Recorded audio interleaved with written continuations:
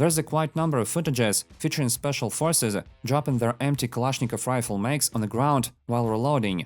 The thing is, while FSB, SABR and other special units consider it normal, army officers and soldiers don't even think of doing this. And it's not that someone forbids them to do so. In fact, they consider such a way of reloading a weapon foolish and unacceptable on a real battlefield. But what's the reason of such drastic difference, and who is really right? See, the military world has plenty of interesting things, and if you would like to dig a little deeper, you should definitely try Conflict of Nations. This is a free online PvP strategy game which allows you to pick one of real-world countries and lead it to victory in World War III.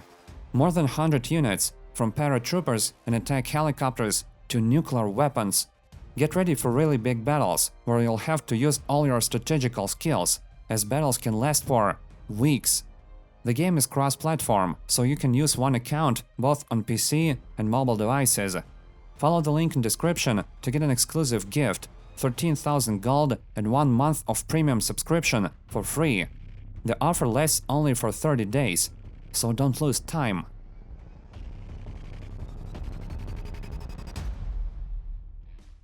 So, it's a well-known fact that Special Forces training involves thorough practice of the weapon reloading skill. There are dozens of ways to reload an AK, but roughly speaking, they are all based on 3 methods. The first method is quick reloading. The magazine is removed from the rifle and a new one is inserted. There are a lot of ways to remove an empty magazine. One is knocking out with a new magazine. In this process, the front catch of the magazine makes a short hit on a latch that holds it in the rifle. Thus, the latch is unlocked and rests directly against the back of the magazine, forcing it to pop out. The latch can also be disengaged from the back of the magazine or simply by hand. But either way, these will all be variations of the quick method. The second method is called tactical reloading, where the new magazine is brought up to the old one and then detached with a thumb. After that, they are swapped and the empty magazine is stowed in the pouch without any throwing. This is often the method preferred by army officers and experienced soldiers. Or a third, quite classic method, remove the empty magazine, put it in the pouch and then attach a new one. But nobody uses the method which involves dropping the magazine. The military considers it merely a spectacular stunt that should be left for movies only. However, Spetsnaz would argue with that. Why do they drop their AK mags during reloading? See, the army and the FSB are different, no matter how cliched it may sound. Despite both of these employing military personnel, they have completely different tasks, and thus different methods. If I make it really simple, FSB officers' tasks are more of police in nature. I mean, Special Forces don't sit in trenches with machine guns and don't go to battle supported by tanks. They do the jobs that are called address jobs, and such jobs always follow a thoroughly planned scenario. The same can be applied to the army. The surprise factor there plays a far more important role, even though they have recon.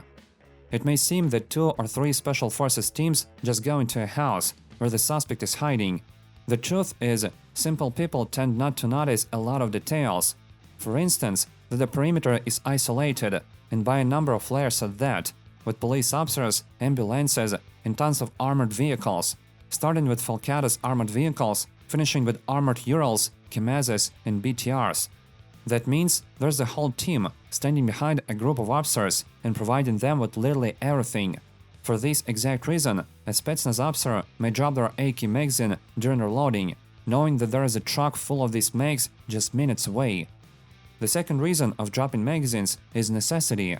Nowadays, tactical shooting courses where civilians and sports people exercise speed shooting and reloading are becoming popular. Well, this originates not from the military, but from the police. The reason is simple. During police operations, it is often crucial to quickly switch from a rifle to a pistol or do a quick reload. This is because such operations are typically performed in close quarters and limited spaces, where quick reactions are vital. But what about the military? Don't they need to do quick reloading? As strange as it may sound, they don't. The point is, there are almost no such close quarters situations on the battlefield, and whether a soldier will reload 5 seconds earlier or later doesn't change anything. War and military operations are events of a larger scale, where swiftness, tactical and strategical planning play a crucial role. Officer training and logistics are even more vital, and an efficient soldier, as it turns out, is not the one who is good with a rifle, but the one who is good with a shovel. Not to mention that since the World War II, firearms don't really have much impact on the battlefield. Of course, everything comes down to a simple soldier that must set foot on a particular ground. But before this can happen, artillery, air force, and missiles must do their job. The fragments are responsible for about 60% casualties, leaving firearms with 22% far behind. Of course, sometimes battles in buildings and trenches requiring swift reloading happen, but such tasks are performed by just a small number of people among the military. And even there, they don't drop their mags, as this may result in real problems. A dropped magazine may get lost or jam the rifle, because dirty cartridges inside the rifle mean you can say goodbye to it on the battlefield. That's all for today. Thank you all for watching. I remind that today's video is sponsored by Conflict of Nations, a free online PvP strategy game set in modern global warfare. Follow the link in the description, get an exclusive bonus, and fight your way to victory. This was Casper, and we'll see you next week.